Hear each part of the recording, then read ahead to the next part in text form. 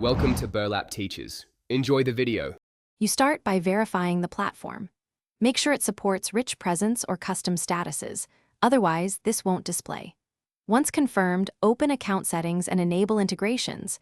Grant permission to access status, game activity, and profile fields. Prepare the DND details you want to show, campaign, character name, and a short one-line status. Now, create a compact status string so it fits message previews. Avoid quotes or long paragraphs. Proceed to the integration setup screen. You now connect the service. Use OAuth or an API key to link your DND app to the messaging platform, follow prompts, and confirm scopes.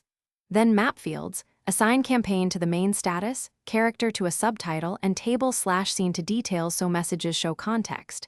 Adjust refresh rate to balance immediacy and rate limits. Try 15 to 60 seconds. Also, set privacy, friends only or public. Once mappings are saved, send a test status to verify formatting and truncation behavior. You finish by pushing a live test into messages and inspecting how it appears across desktop, mobile, and web clients. If the preview truncates, shorten your status or use clear abbreviations so key info remains. Make sure timestamps and icons are within platform limits. If it fails to appear, reauthorize the integration, clear the app cache, and verify you haven't hit rate limits. Those are the usual culprits. Finally, document the working config so you can replicate it for future campaigns.